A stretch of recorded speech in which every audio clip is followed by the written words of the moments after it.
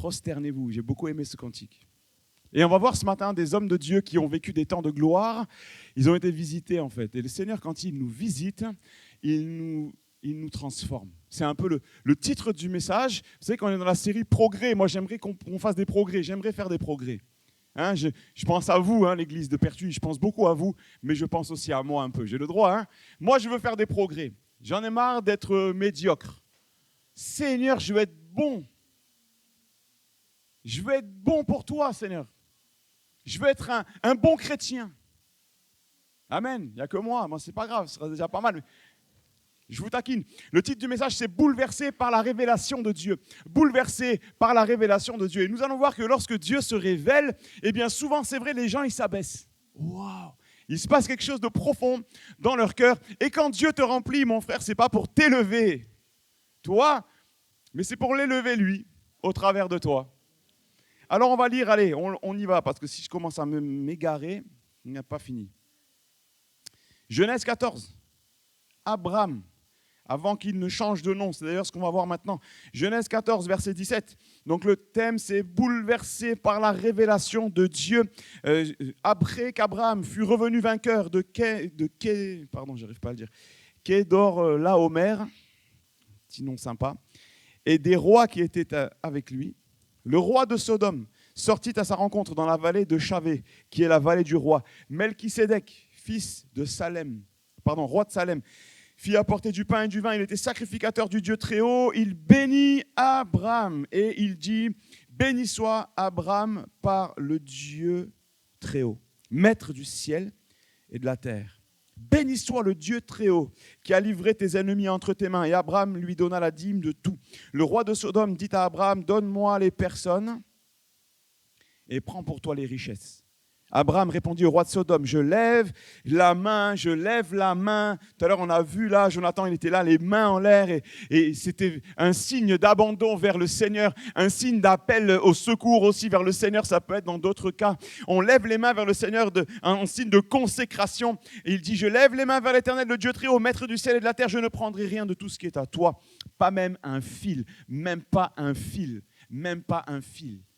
La consécration, la sanctification, même pas. Je ne veux rien de ce qui vient de Sodome. Je ne veux rien de ce qui vient du roi de Sodome, un type du diable. Je veux rien de toi, ni un cordon de soulier afin que tu ne dises pas, j'ai enrichi Abraham. Rien pour moi. Amen.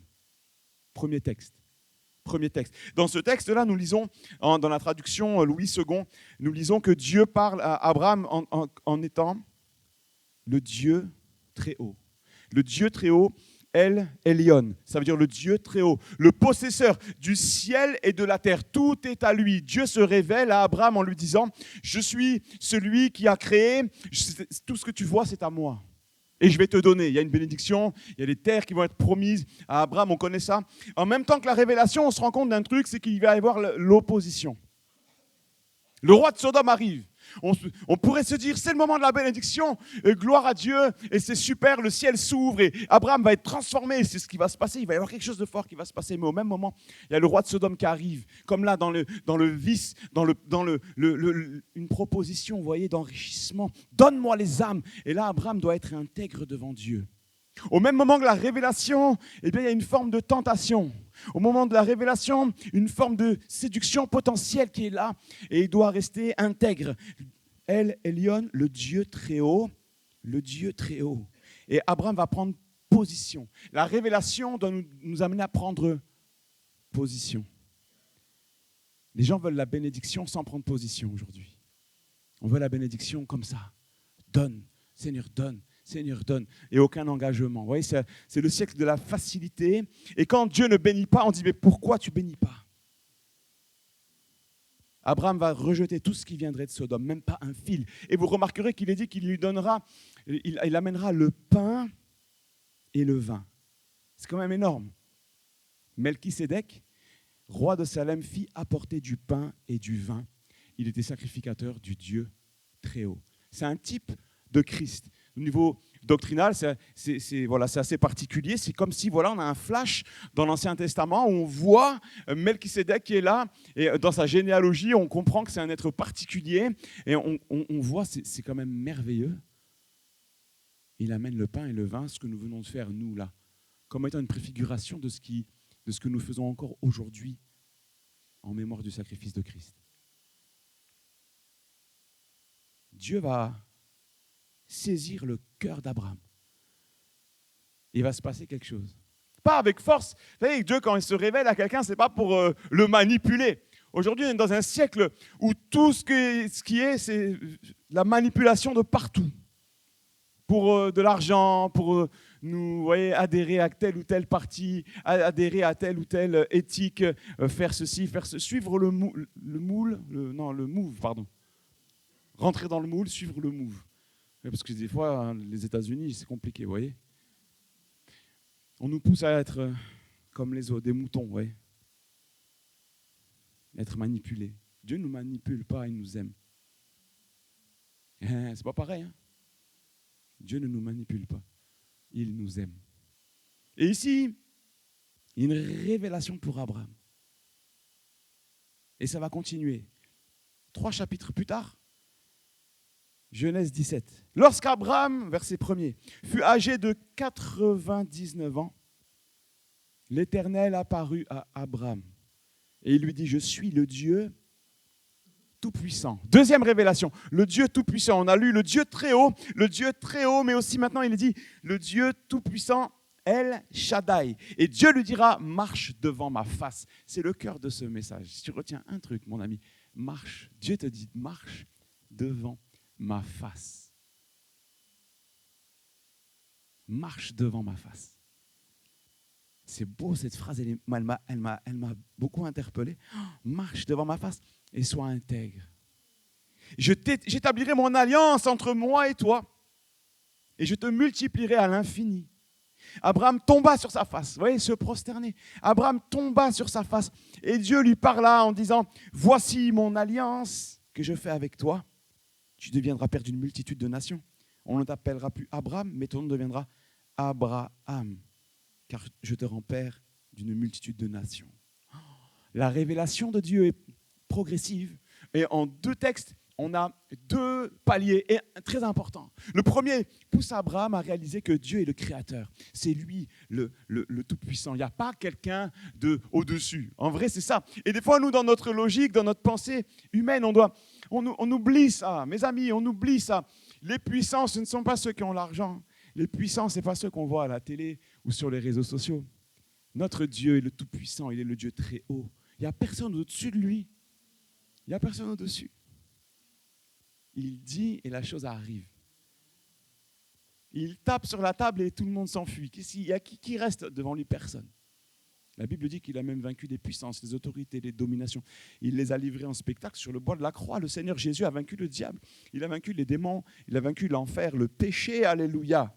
Il a vaincu le péché. Vous êtes d'accord avec moi? Et nous, on est des pécheurs sauvés par grâce. Amen. Amen. Nous sommes victorieux sur le péché par la victoire de Christ. Amen. Amen. El Shaddai, le Dieu tout-puissant, ça veut dire, ici là on se plonge un petit peu dans l'hébreu, je l'ai déjà donné en explication dans un petit message. Le Dieu, et je parle sous le contrôle de M. Villa, là je n'ai pas intérêt à me louper, ça, je dis n'importe quoi, il y a une trappe qui s'ouvre et je vais disparaître comme ça. Là. El Shaddai, c'est le tout-puissant, mais c'est aussi le tout quoi? Le tout suffisant. Vous avez oublié, on en a parlé de ça. Le tout-puissant, il est aussi le tout suffisant. Et Shad, en hébreu, c'est le sein maternel. Le nourrisson, il a besoin de rien d'autre. Alors je sais, maintenant, il y a les laits en poudre. Hein. Mais à l'époque, il n'y avait pas de lait en poudre. Galia, ou je ne sais plus comment ça s'appelle, là. Il n'y avait pas. Hein. Le sein maternel. Et El Shaddai, Shad, c'est le sein maternel. Et le bébé, il est là, il est tranquille. Et il dit gloire à Dieu. Et après, il fait le petit ro et tout va bien. L'homme, entre les mains de Dieu, est nourri. Et Dieu va montrer à Abraham ici sa dépendance. Il lui a dit, je suis ton Dieu, je suis El Shaddai, je suis tout puissant, je suis tout suffisant. Et il lui propose de dépendre de lui. Il lui propose de faire alliance avec lui. Dieu va faire alliance avec Abraham. Cette alliance nous mène vers une dépendance. Moi, je suis heureux de dépendre de Dieu, mes frères et sœurs. Je ne dépends pas de quelqu'un d'autre. Je dépends de personne d'autre que de lui. Un jour, un homme m'a regardé et m'a dit, Alain, si tu savais jusqu'où j'aurais pu t'emmener. J'ai dit, mais moi, je veux pas que tu m'emmènes nulle part, moi. Je veux que tu m'emmènes, laisse-moi tranquille. Je veux dépendre de Dieu. Je n'ai pas besoin que tu viennes me chapeauter et m'amener je ne sais pas où. Laisse-moi tranquille. Je dépends de Dieu. El Shaddai. Et il y a un changement de nom qui va s'opérer. Abraham devient Abraham. Dieu, en se révélant d'une nouvelle manière à Abraham, va transformer Abraham en Abraham. La révélation de Dieu nous transforme. Ça ne veut pas dire qu'on va changer de nom au niveau de l'état civil, mais là-dedans, la Bible dit que pour ceux qui sont en Christ, les chrétiens, sont une nouvelle créature, une nouvelle création. Pour eux, les choses anciennes sont passées et toutes choses deviennent nouvelles. Ça veut dire que le Seigneur fait quelque chose de nouveau en nous. Il nous transforme. Encore faut-il le recevoir. Mais le titre du message, c'est « Bouleversé par la révélation de Dieu ». Si je reçois la bouleversement, j'allais dire, si je reçois la révélation de Dieu, il va me transformer. J'étais colérique. Il m'a transformé. J'ai encore des progrès à faire. Mais c'est bien, moi aussi, bienvenue au club. J'étais, je ne sais pas, vous mettez le qualificatif que vous voulez. J'étais méchant. Peut-être tu l'es encore. Il peut te transformer maintenant. La révélation de Dieu nous transforme. Au plus tu t'approches de lui, au plus il te transforme. Et mon ami, la révélation de Dieu amène à une transformation durable et continue. C'est intéressant ça. Durable. C'est-à-dire que ce n'est pas éphémère. L'œuvre de Dieu en nous continue, elle se fait jusqu'à notre dernier souffle. Elle est continue, ça veut dire que ça ne doit pas s'arrêter en fait. Et des fois dans ma vie chrétienne, ça s'est arrêté, vous voyez. En tout cas, je ne voyais plus d'évolution, je stagnais. Parce que j'avais peut-être le souvenir de la révélation, mais plus la mise en pratique. Frères et sœurs, n'oublions jamais que la parole de Dieu doit être vécue. On doit la vivre. On doit la vivre au quotidien. Chaque jour un peu plus. Mettre ta parole en application. Le Dieu très haut, El Shaddai, le changement de nom pour Abraham. Il y aurait ici une prédication à faire par point, peut-être plus. En tous les cas, je ne veux pas être long, mais Abraham a une vie tellement riche. Et Dieu va lui dire cette petite phrase. Marche devant ma face et sois intègre. Il nous voit, vous le savez ça? Marche devant ma face et sois intègre. On ne peut pas se cacher. On ne peut pas se cacher de Dieu. On peut se cacher quand on est un enfant de ses parents. Oui, on a tous été enfants. Tu fais une petite bêtise comme ça, là. Tu crois que tes parents ne te voient pas et puis après tu te fais griller, tu dis mince. Ben avec Dieu, c'est pareil. Il nous voit. Il nous voit. Pas pour nous taper ou pour nous, voyez, nous faire peur, mais parce qu'il est bienveillant. Vous savez qu'un parent bienveillant, il veut suivre du regard son enfant. C'est la même chose, le Seigneur. Et il dit à Abraham, marche devant ma face, marche devant ma face.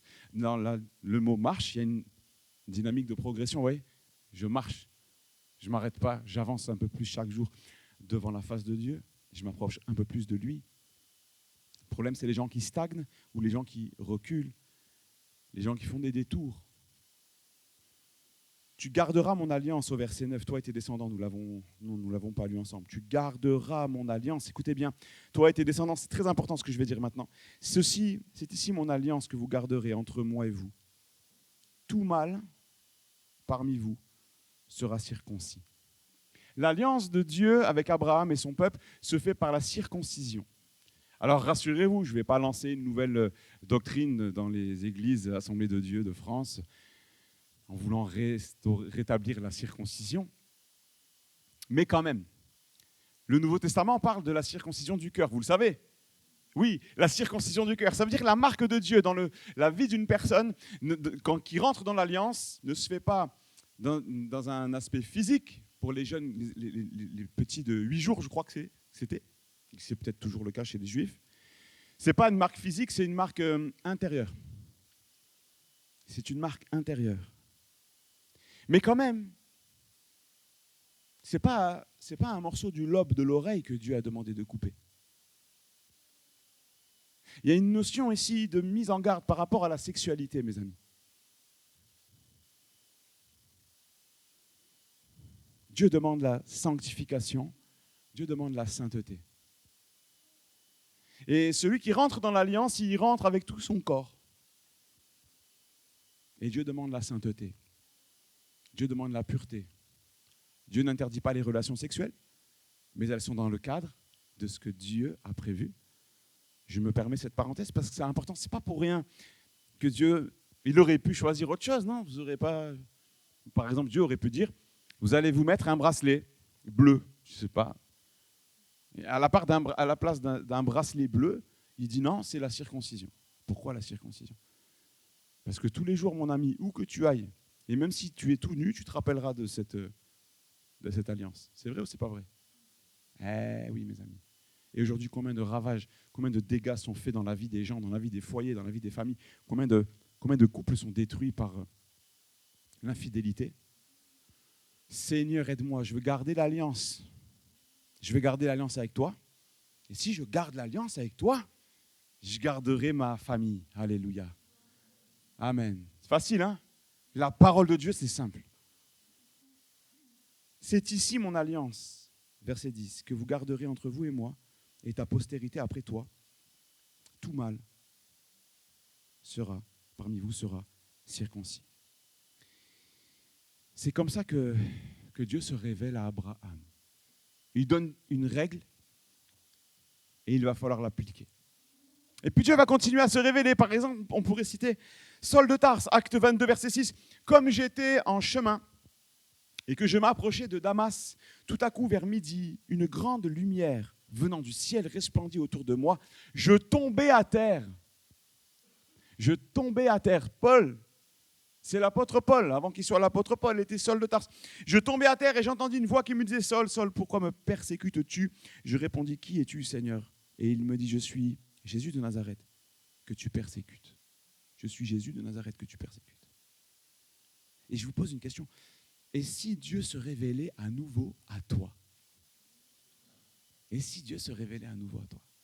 Et qui te dit, mon ami, marche devant ma face. On appellera Abraham l'ami de Dieu. C'est un verset du Nouveau Testament, il était l'ami de Dieu. Il y avait une proximité avec Dieu. Une proximité. Il était proche du cœur de Dieu. Comme vous savez, l'apôtre Jean était proche du cœur de Jésus, là. On l'appelait le disciple que Jésus aimait. Il y avait une révélation qui était là, vécue. Le cœur de Dieu, il l'entendait battre. Abraham, marche devant ma face. Marche devant ma face. Saul, suite à cette révélation, va devenir Paul, l'homme qui a bouleversé tout le bassin méditerranéen par sa prédication. Il a vécu une révélation, il est tombé par terre. Alors, pareil, moi je ne fais pas de doctrine de ça. Mais quelle grâce, quelle visitation, quelle puissance. Vous savez, la question de la visitation de l'esprit, pour moi, la question la plus importante, ce n'est pas la manière extérieure dont nous vivons les choses, mais c'est la manière intérieure. Qu'est-ce qu'on vit? Peut me dire, Alain, j'ai vécu un temps glorieux dans la présence de Dieu, j'ai vu un apôtre des nations, j'ai été rempli du Saint-Esprit. Et moi, ce qui va m'intéresser, c'est tout ça, ça ne m'intéresse pas. Moi, ce qui m'intéresse, c'est et maintenant quoi? Et maintenant, il se passe quoi dans ta vie? C'est comment? C'est comment? Quand j'étais jeune chrétien, je courais, je voulais voir les plus grands hommes de Dieu. Reinhard Bonnke, j'avais 20 ans, je me retrouve là-bas, j'étais en Allemagne, je l'ai vu, wow, je l'ai vu de loin, vous savez, mais bon, heureusement le Seigneur, il est accessible. Je l'ai vu de loin sur une grande estrade là-bas, et ça n'a pas changé ma vie. Par contre, le Seigneur, le Seigneur, c'est pas la peine d'aller à Tombouctou pour le chercher, il est là. Amen, il habite en nous, il habite chez nous, il habite même dans ma chambre, alléluia, il est là. Où que tu sois, au travail, il est là, il ne sommeille ni ne dort, celui qui garde Israël, il garde son peuple. Il veille sur nous comme la prunelle de son œil. Il est là, il veille sur nous, il est prêt à nous bénir. Il est prêt à se révéler à nouveau, il est prêt à nous remplir. Et des fois, nous, on est un peu dur de l'oreille. C'est comme ça qu'on dit? De la feuille, on dit. Pardon, dur de la feuille. J'ai voulu le rendre correct, mais bon. Marcher devant la face de Dieu, c'est ça l'expression. Marcher, marche devant ma face. Est-ce que je marche devant la face de Dieu tous les jours? Est-ce que moi, Alain, est-ce que toi, Alain, tu marches devant la face de Dieu tous les jours? Est-ce que toi, mon ami, est-ce que tu marches devant la face de Dieu? Est-ce que si le Seigneur il te regarde, là, comme moi je te regarde, est-ce que tu aurais honte ou tu dis, oh, Seigneur, je suis trop content. Merci. Je suis fier de t'appartenir. Regarde comment je marche. Vous avez tous eu là des enfants petits qui font du vélo. La première fois qu'ils font du vélo, ils viennent, ils te montrent 1000 fois. Ils sont fiers, les petits. Regarde, papa. Au bout d'un moment, c'est bon, ouais, c'est bon, j'ai vu. Et quand on marche devant Dieu, mes amis, on est fiers. Seigneur, regarde comment je marche. Le lendemain matin, Seigneur, regarde comment je marche bien. Et le Seigneur, il est heureux. On ne le fatigue jamais. Il est fier de nous. D'ailleurs, la parole de Dieu nous enseigne marcher devant ma face. Je me suis posé la question, qu'est-ce que ça signifie en 2025? Est-ce qu'on pourrait avoir un éclairage biblique là-dessus? Et je suis allé chercher dans le Nouveau Testament. On ne va pas faire d'études là-dessus, mais il y a une expression simple. 1 Thessaloniciens 4, verset 1. Au reste, frères, puisque vous avez appris de nous comment vous devez vous conduire et plaire à Dieu. Marcher devant la face de Dieu, c'est plaire à Dieu. Et c'est ce que vous faites. Nous vous prions et nous vous conjurons au nom du Seigneur Jésus de marcher. À cet égard, marcher, à cet égard de progrès en progrès. Ce que Dieu veut, c'est votre sanctification. C'est que chacun de vous sache posséder son corps dans la sainteté et dans l'honnêteté. C'est ce qu'on disait tout à l'heure. Sans vous livrer à une convoitise passionnée, comme font les païens qui ne connaissent pas Dieu. Marchez, mes amis, de progrès en progrès. Seigneur, regarde le progrès que j'ai fait. Je suis trop content. C'est bien, il y en a d'autres. C'est pas fini. Progresse encore. Sois meilleur. Ta manière de parler. Sois meilleur. Ta manière de gérer tes émotions. Sois meilleur dans ta manière d'être au quotidien. Dans ta manière de gérer tes yeux et ta bouche. Sois meilleur. Et ce n'est pas une mauvaise chose que d'être conscient de nos failles, de nos faiblesses. Il faut se tenir à la brèche. Si ton problème, c'est ton caractère, eh bien, bienvenue au club. Il y en a plus d'un. Seigneur, transforme-moi. Transforme-moi. Quand je me suis converti, si vous m'aviez connu, j'étais impulsif. Vous voyez? Et le Seigneur, il m'a mis quelques leçons particulières, vous voyez? Quelques leçons. Et j'ai encore des fois besoin de quelques leçons. Des cours de rattrapage. Des cours du soir. La vallée des pleurs m'a beaucoup enseigné aussi. C'est une école pas très à la mode, mais ça marche. Seigneur, ta grâce. De progrès en progrès. Marcher de progrès en progrès. Des progrès dans tous les domaines. Colossiens 1,10 nous demande de marcher d'une manière digne du Seigneur, portant des fruits en toutes sortes de bonnes œuvres et croissant par la connaissance de Dieu. Vous voyez, marche devant ma face, ça veut dire fais des progrès, marche de progrès en progrès, et puis ça veut aussi dire marche d'une manière digne du Seigneur pour lui être entièrement agréable en portant des fruits de toutes sortes, en toutes sortes de bonnes œuvres et croissant par la connaissance de Dieu, fortifié à tous égards par sa puissance glorieuse, en sorte que vous soyez toujours et avec joie, persévérants et patients. Le Seigneur nous parle ici dans ce texte. Vous le relirez, promis. Prenez des notes. Il nous parle de sagesse et d'intelligence spirituelle, de marcher d'une manière digne du Seigneur, de lui être entièrement agréable, de porter du fruit, de toutes sortes de bonnes œuvres et de croître. Le dernier point, là, dans ce texte-là, on a vu Abraham transformé dans les deux textes de l'Ancien Testament qu'on a lus, de la Genèse. Et puis, la révélation va se poursuivre, parce que Dieu poursuivait un double objectif. Le premier, c'était de bénir Abraham, de bénir le peuple, mais de bénir aussi ceux qui liraient les textes. en l'occurrence nous, pour que nous aussi nous puissions aspirer à cette révélation, nous saisir de ce qui est écrit.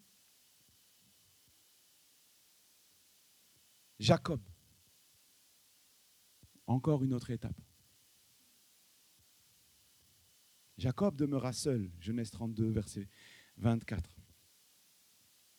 Jacob demeura seul. Je suis désolé, on va dépasser le timing, les amis. Mais quand j'étais dans l'éducation nationale, quand ça sonnait, je partais. Mais j'ai quitté l'éducation nationale. Ça sonne, je reste. Alléluia. Ceux qui doivent partir, vous êtes libres, il n'y a aucun souci. Mais je préfère donner la place à la présence de Dieu, mes amis, qu'à ma montre. Ça va ? On fait ça. On ne va pas rester 4 heures. Hein. Voilà. Quoique, Seigneur, ta grâce. Genèse 32, verset 24. Jacob demeura seul. Tiens, des fois, Dieu nous parle quand on est seul. Des fois, Dieu se révèle quand on est seul. Alors, un homme lutta avec lui jusqu'à l'aurore, jusqu'au lever de l'aurore. Voyant qu'il ne pouvait le vaincre, cet homme le frappa à l'emboîture de sa hanche, et l'emboîture de la hanche de Jacob se démit pendant qu'il luttait avec lui. Il dit, laisse-moi aller, car l'aurore se lève. Et Jacob répondit, je ne te laisserai point aller, que tu ne m'aies béni. Il lui dit, quel est ton nom ? Et il répondit, Jacob. Il dit encore, ton nom ne sera plus Jacob, mais tu seras appelé Israël, car tu as lutté avec Dieu et avec des hommes et tu as été vainqueur. Jacob l'interrogea en disant, fais-moi, je te prie, connaître ton nom. Pourquoi me demandes-tu mon nom ? Et il le bénit là. Jacob appela ce lieu du nom de Péniel. Car, dit-il, j'ai vu Dieu face à face, et mon âme a été sauvée. Péniel, ça veut dire la face de Dieu. J'ai vu Dieu face à face, et mon âme a été sauvée. Toute la vie de Jacob va être bouleversée à partir de ce moment-là, à partir de cette lutte. Sa hanche va être démise. Je ne sais pas si vous avez déjà vécu ça. Moi, j'ai déjà eu juste le bassin décalé. Vous voyez, ça fait vraiment souffrir. Et là, c'est la hanche qui s'est déboîtée, et il va marcher comme ça pendant toute sa vie. Jacob. Mais croyez-moi, dans son cœur, ça brûlait. Alléluia. Il a vécu quelque chose que beaucoup d'entre nous, on aurait aimé vivre. Moi, j'aurais aimé vivre cette révélation puissante. Et il a dit cette phrase à son Dieu. Écoutez-moi bien, mes amis. Il lui a dit, je ne te laisserai aller, que tu ne m'aies béni. Des fois, nous, on prie 14 secondes et on dit, Seigneur, je dois y aller. J'ai vraiment un truc important à faire. Et on part sans bénédiction. Moi, j'ai envie de dire au Seigneur, Seigneur, je te laisserai aller, que tu ne m'aies béni. Viens me bénir, Seigneur. On a le droit de faire cette prière. Ce n'est pas égoïste, ce n'est pas égocentrique. J'ai besoin de ta bénédiction pour te servir. J'ai besoin de ta bénédiction pour être un témoin fidèle. J'ai besoin de ta bénédiction, Seigneur, pour être en feu, pour être fort, pour être comme Abraham, comme Jacob, quelqu'un de solide dans la foi. Je ne te laisserai aller, que tu ne m'aies béni. On va terminer, je vais inviter Jonathan. Et je voudrais ce matin qu'on fasse quelque chose de tout à fait normal dans une église. On va prier. Ça va ? On va prier, on va prendre le temps de prier. Alors, s'il vous plaît, ne jouez pas la carte de la timidité pertuisienne avec moi, ça ne marche pas. D'accord ? Ça ne marche pas. Ça ne marche pas, il n'y a pas de timidité pertuisienne. Un jour, il y a une sœur, elle est venue me voir à la fin d'un culte, pas ici, hein, elle est venue me voir, elle m'a dit « Ah, c'est trop bien !» C'était une sœur africaine, elle m'a dit « C'est trop bien, on dirait vraiment vous prêchez comme un Africain. » Je dis, mais madame, c'est gentil, moi ça me fait plaisir, mais en vrai, nous, la Bible ne dépend pas de la culture. Le feu de Dieu n'a pas de couleur, alléluia. Ça, c'est une bonne punchline, ça. Le feu de Dieu. Frères et sœurs, et si on priait ? Et si on demandait à Dieu de se révéler à nous ? On a parlé de El Shaddai, El Elyon, le Dieu très haut. El Shaddai, le Dieu tout suffisant, tout puissant. El Shaddai, avec cette notion de saint maternel. Je veux dépendre de lui pour mon avenir. Mon avenir est entre ses mains. Je ne dépends de personne d'autre, je dépends de lui. Et puis il y a peut-être des choses à régler. Seigneur, viens m'aider à régler ma vie sur ton timing. Viens m'aider à régler ma vie, Seigneur, sur ce que toi tu attends de moi. Je veux suivre tes voies, toi. Face à face, montre-moi ta gloire. Fais-moi voir ta gloire. Aide-moi à aller de l'avant, Seigneur. Oh, j'ai soif de vivre des choses. Vous avez soif, frères et sœurs ? Est-ce que vous avez soif de vivre la gloire de Dieu ? Amen. Moi, je suis content d'entendre des témoignages d'avant. Et je dis merci, Seigneur, pour banquer tout ce que vous voulez, les grands hommes de Dieu. Et Seigneur, et nous les petits. Tu n'as pas une petite bénédiction pour nous, Seigneur? Eh oui. Et il en a une pour chacun de nous. Il n'y a pas de chouchou avec le Seigneur, vous savez ça? Marche devant ma face. Dieu te dit ce matin, c'est le verset qui m'a scotché. Marche devant ma face et sois intègre. Combien de fois on a manqué d'intégrité, frères et sœurs, devant Dieu? Marche devant ma face, sois intègre. Et si Dieu te bénissait ce matin, il est dit, et Dieu le bénit là. Il le bénit là. Et si le Seigneur il nous bénissait ce matin? On va prier. Je vais inviter les prédicateurs de l'église de Pertuis, Jean-Claude Villa, et on va se mettre là, comme ça, là, tranquillement, sur le devant. S'il n'y a personne qui vient prier, on priera entre nous. Mais mes amis, nous voulons, par l'autorité du Christ, nous bénir les uns les autres. Prier les uns pour les autres. Il y a peut-être des combats qu'on ne connaît pas et le but, ce n'est pas de dévoiler les vies. Mais nous vous en supplions. Un jour, un pasteur a dit à un membre de ma famille, un converti, il lui a dit, je vous en supplie, tournez-vous vers le Christ. Convertissez-vous. Je vous le dis ce matin, mes amis, je vous en supplie. Marchez devant la face de Dieu. Ne zigzaguez plus. Marchez à fond avec lui. Laissez-le prendre la place de roi des rois dans vos vies. Pas la petite place de derrière là-bas. La première place. Le Seigneur prend toute la place.